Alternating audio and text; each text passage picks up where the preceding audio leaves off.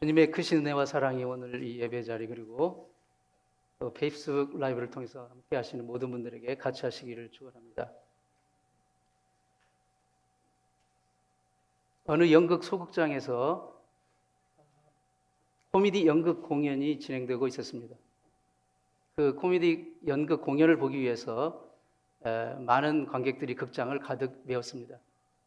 연극이 한참 진행되고 있는데 공교롭게도 무대 뒤편에서, 그러니까 보이지 않는 그 무대 뒤편에서 화재가 발생을 했습니다. 워낙 상황이 긴박하다 보니까 그 배우 중에 한 명이 순서도 아닌데 갑자기 무대로 뛰어나가서 여러분 지금 무대 뒤에 화재가 발생했으니 빨리 대피하십시오.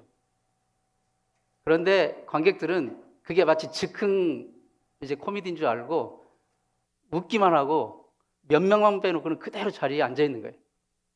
그러자 지금 화재가 발생했으니까 빨리 피하시라니까요. 이렇게 말을 했는데도 박수를 치면서 웃고 그렇게 앉아 있었습니다. 그래서 결국은 미처 빠져나가지 못했던 많은 관객들이 이제 목숨을 잃고 말았습니다.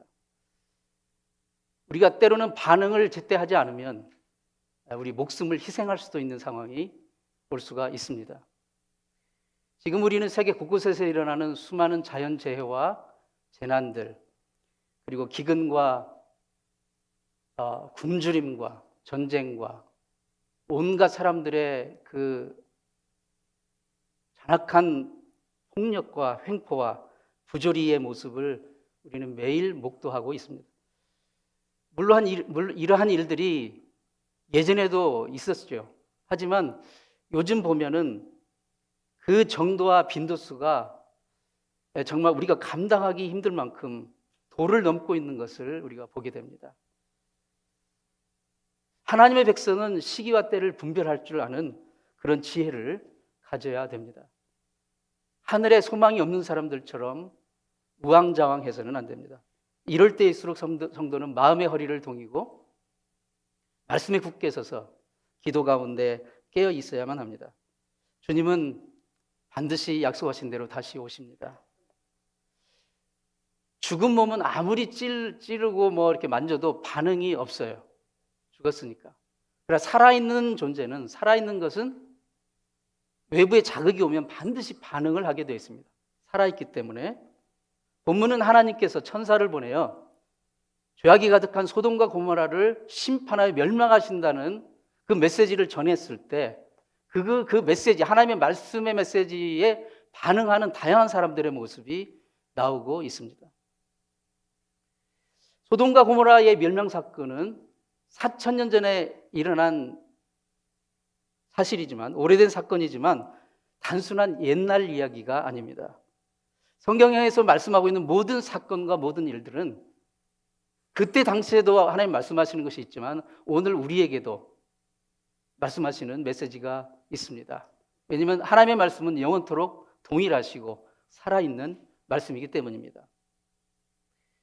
각각의 사람들이 하나님의 말씀에 어떻게 반응했는지를 우리는 살펴보면서 오늘 우리 이 아침에 하나님이 우리에게 말씀하시는 하나님의 음성을 들을 수 있기를 바랍니다. 첫 번째로 롯의 사위들이 어떻게 반응했는지를 보십시다.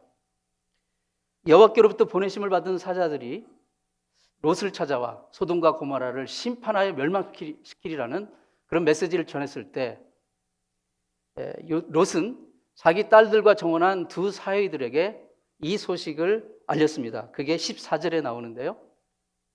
여호와께서 이 성을 멸하실 터이니 너희는 일어나 이곳에서 떠나라 라고 경고를 했습니다. 그러나 그 두 사위들은 그것을 농담으로 여겼다고 했습니다. 농담이라는 말이 히브리어로 차크라는 말인데 비웃다, 희롱하다 그런 뜻입니다.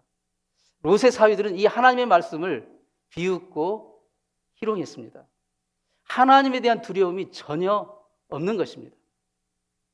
하나님의 말씀을 거부하고 땅에 내팽개친 것입니다. 아니 이 대명천지에 무슨 심판입니까? 이렇게 큰 성이 어떻게 이렇게 무너집니까? 농담 마시오. 이런 식으로 받아들였습니다. 하나님은 사람과 농담하시는 분이 아닙니다. 성경에 모든 말씀과 어떤 한 구절, 한 단어도 우리에게 우스개로 주어진 것이 없습니다. 하나님의 말씀을 가벼이 여기고 하나님의 그 마음을 진정으로 받아들이지 않는 자는 반드시 그에 상응한 심판을 받게 될 것이라고 우리 주님은 말씀하고 계십니다. 요한복음 12장 48절에 나를 저버리고 내 말을 받지 아니하는 자를 심판할 리가 있으니 곧 내가 한 그 말이 마지막 날에 그를 심판하리라. 여러분, 우리가 그 믿는 이 신앙은 무엇일까요? 신앙은 우리 눈으로 직접 확인해 보고 실험을 해보고 나서 말씀을 믿는 것이 아니라 믿음으로써 하나님의 말씀이 사실이고 진리임을 깨닫게 되는 것입니다. 롯의 사위들이 그 하나님의 말씀이 진짜로 그런가 하고 눈으로 확인했을 때는 이미 늦어버렸습니다. 자기들이 눈으로 봤을 때는 같이 멸망했기 때문입니다. 우리 주님께서 엄중한 말씀을 또 하십니다.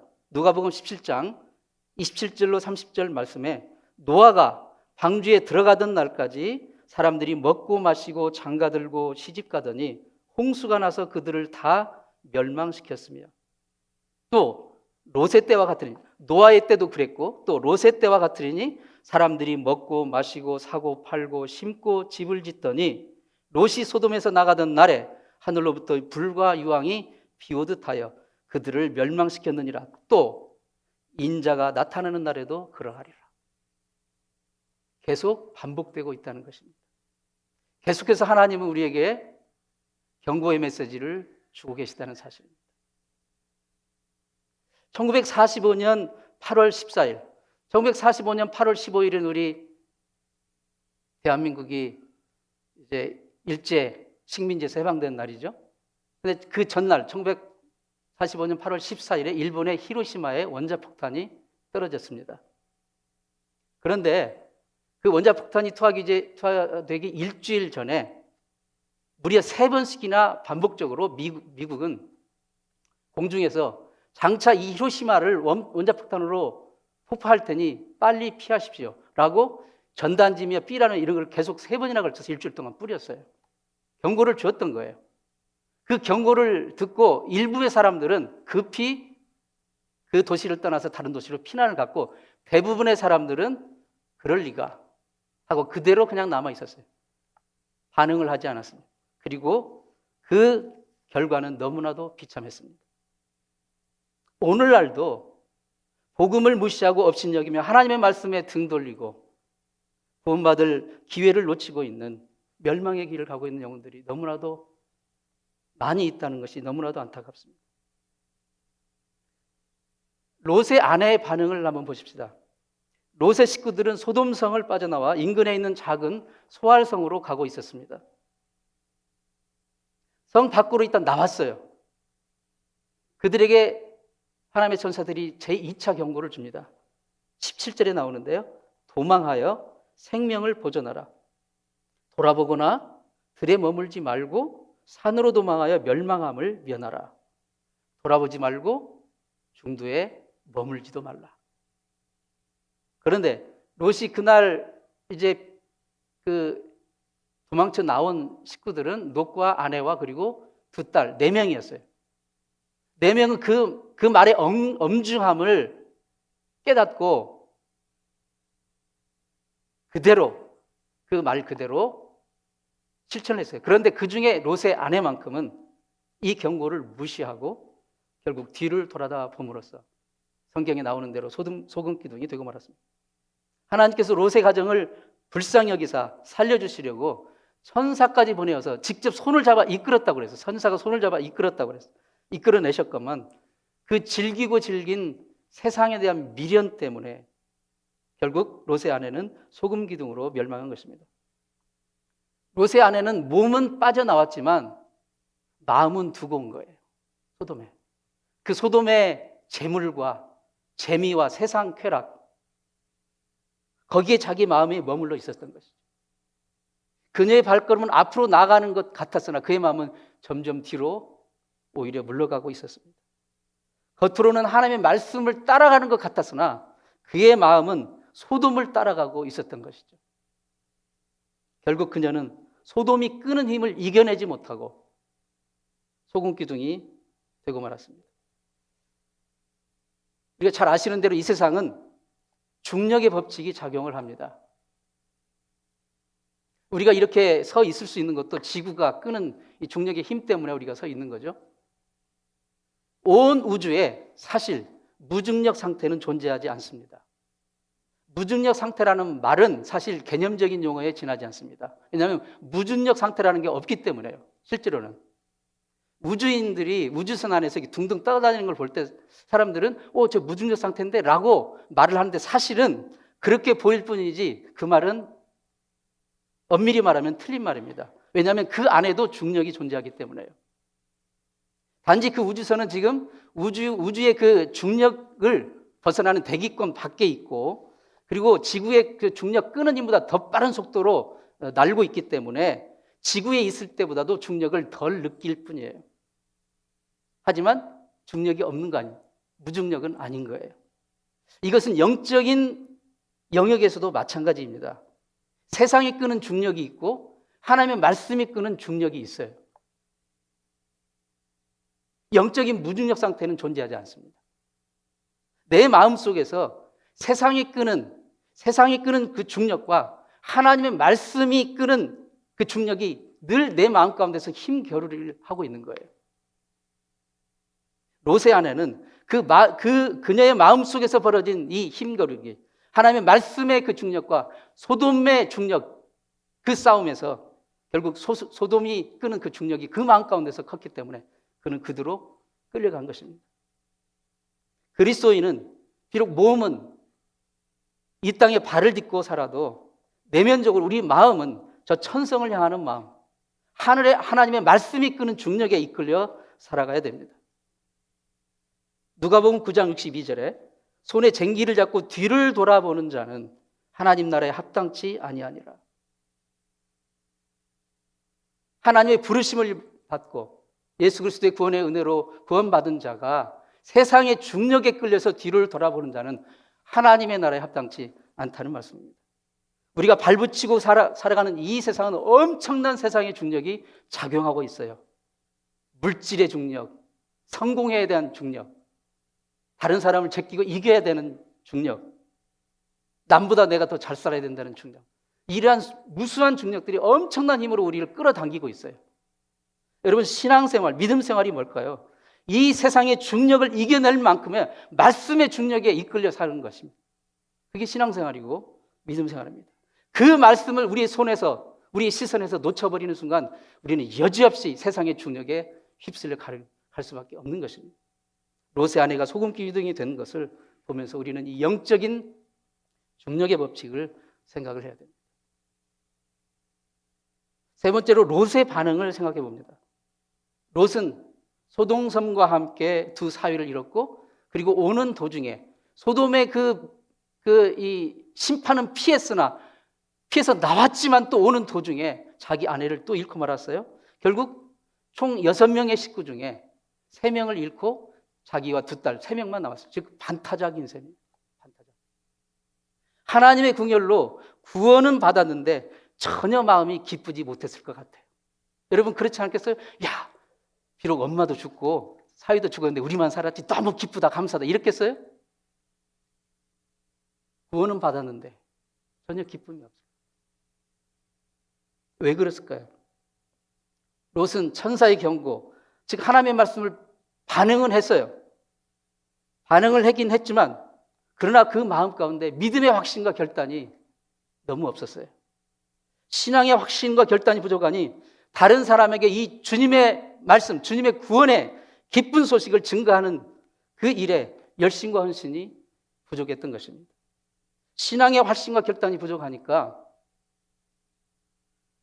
사위들에게 천사가 전한 그 메시지를 전달은 해주는데 그 메시지에 마음에서 우러난 진정성과 생명력이 없었던 것 같아요. 제가 좀 해석을 제 나름대로 해보자면 롯이 사위에게 이런 식으로 말했을 것 같아요. 야, 자네들 천사가 그러는데 하나님이 곧 이성을 심판하신다나 뭐라나. 그러기 않기를 바라야 되겠지만 누가 하나 혹시? 그러니까 빨리 우선 피해야 되지 않겠나? 이런 식으로 이런 톤으로 말했을 것 같아요. 누가 그런 확신 없는 말을 가지고 선뜻 인생을 걸고 따라 나서겠습니까? 롯이 그런 확신 없는 그 상태에 있다는 것을 알 수 있는 것이 뭐냐면 그 16절에 보면 사이들에게는 떠나라고 하면서 자기는 오히려 정작 영어의 성경은 hesitate, 지체했다고 그랬어요. 머뭇머뭇했다고 그랬어요. 확신이 없으니까.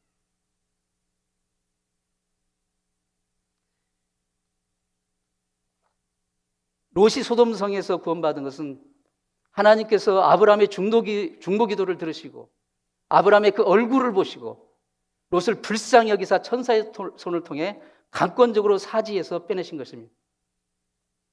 우리가 신앙생활을 할 때도 롯처럼 하나님의 말씀에 대한 확신과 결단으로 반응하지 않으면 습관적으로 교회 다니고 마지못해 예배 드리고 자발적으로 우러나는 마음에서 하나님께 반응하지 않고 지극히 수동적으로 열매 없고 생명 없는 그 어떤 누구에도 복음을 설득할 생각도 없는 이런 상태에 머무는 그런 기쁨이 없는 후회만 남는 그런 롯의 상태가 될 수가 있다는 것입니다. 네 번째로 오늘 아브라함의 반응을 보기 원합니다. 이 사건이 일어나기 바로 직전에 그 문맥에서 하나님께서는 먼저 이 사건을 아브라함에게 먼저 알려주십니다. 18장 17절에 여호와께서 이르시되 내가 하려는 것을 아브라함에게 숨기겠느냐 고 하시면서 소돔과 고모라성 심판에 관해 먼저 아브라함에게 알려주셨어요. 그 하나님의 뜻을 알게 된 그 하나님의 말씀을 받게 된 아브라함은 즉각적이고도 적극적인 반응을 보입니다. 즉시 중보기도에 들어갑니다. 자기 조카 롯뿐만 아니라 소돔과 고모라를 위한 중보기도에 들어갔습니다. 의인을 악인과 함께 멸망함이 마땅한 일입니까? 성중에 의인 50명만 있어도 용서해 주십시오 라고 하나님께 간절한 중보기도를 드립니다. 그러면서 50명 없다, 그러면 45명이라도 없다, 40명이라도 없다, 30명이라도 없다, 20명이라도 없다, 마지막으로 10명이라도 무려 5번씩이나 하나님께 간청하는 중보기도에 정말 끝판왕을 보여주고 있습니다. 결국 의인 10명이 없어서 소돔성은 멸망했지만 이 아브라함의 중보기도라는 강력한 전도의 수단을 통하여 하나님이 롯을 구원하시는 그 응답을 받았습니다. 창세기 19장 29절에는 이렇게 이것을 증거하고 있습니다. 하나님이 그 지역의 성을 멸하실 때 곧 롯이 거주하는 성을 엎으실 때에 하나님이 아브라함을 생각하사 롯을 그 엎으시는 중에서 내보내셨더라. 하나님이 아브라함을 생각하사 롯을 구원하셨다는 것입니다. 여러분, 이게 정말 우리가 하나님의 말씀에 응답하고 반응하는 그런 성도들이 맺게 되는 정말 놀라운 생명과 아름다운 열매 아니겠습니까? 하나님이 우리를 생각하사 그 누군가를 긍휼히 여겨서 하나님이 구원의 손길을 내밀어 주시는 역사. 이것이 우리 가운데, 우리 신앙생활 가운데 일어나야 되지 않겠습니까? 근데 아브라함이 이 기도를 할 때도요, 자기가 무슨 다른 사람을 막 대신할 만큼 막 대단한 사람이어서가 아니라 그는 자신을 뭐라고 하냐면, 주님, 내가 감히 주님께 아뢰는데요, 제가 티끌과 재와 같은 저도 좀 주님께 간청합니다.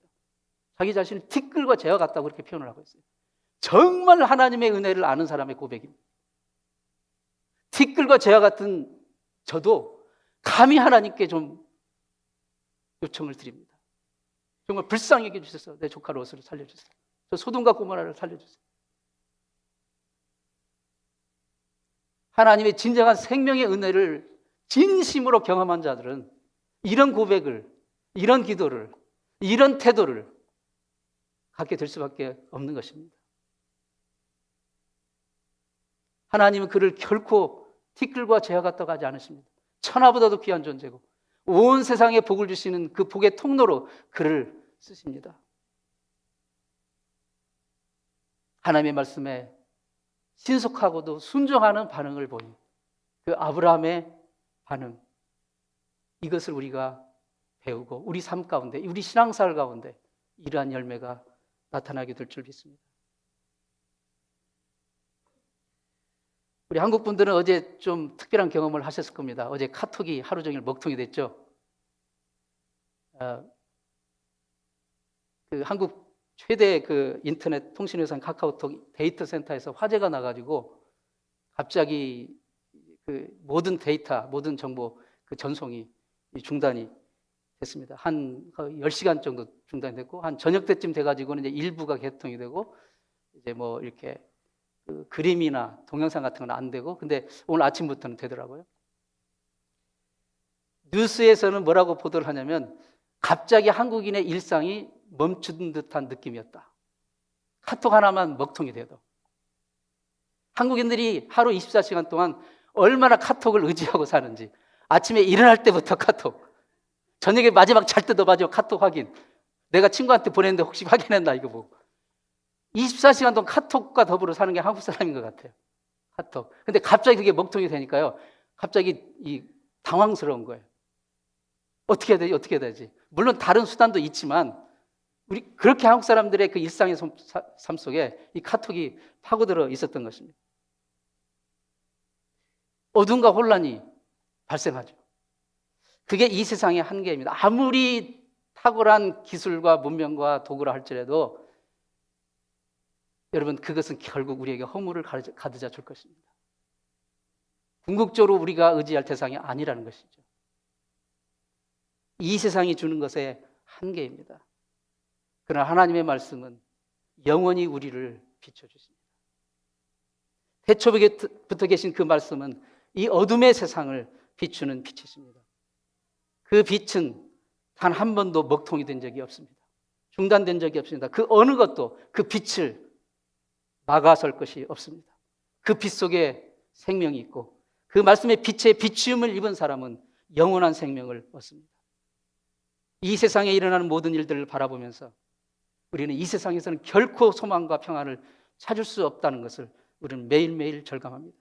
생명의 빛이신 그 말씀 안에 온전히 거할 때 우리에게 진정한 소망이 있습니다. 믿음은 말씀에 대한 바른 반응입니다. 하나님의 말씀이 내 심령에 찾아오실 때 어떻게 반응하느냐에 따라서 우리의 삶이 온전히 달라질 수 있습니다. 하나님의 말씀에 바르게 반응하고 신속히 반응하고 겸손히 반응하고 순종하여 반응하여 우리의 삶을 통해 하나님의 뜻이 온전히 드러나게 되고 우리를 통해 그리고 우리와 함께 하나님이 하시는 일을 이루실 수 있는 그런 정말 복되고 아름다운 우리 하나님의 백성들 다 되시기를 축원합니다. 기도하겠습니다. 하나님 아버지, 하나님의 말씀을 가벼이 여기지 않게 해 주옵소서. 그 말씀 속에 참 빛이 있고 생명이 있고 우리가 나가야 할 길이 있음을 고백하며 말씀이 우리 심령을 울릴 때 주님 바르고 신속하고 겸손히 반응하여 우리 삶 속에 살아계신 하나님의 생명의 역사가 일어나는 그 놀라운 열매가 있게 도와 주시옵소서. 예수님의 이름으로 기도드리옵나이다.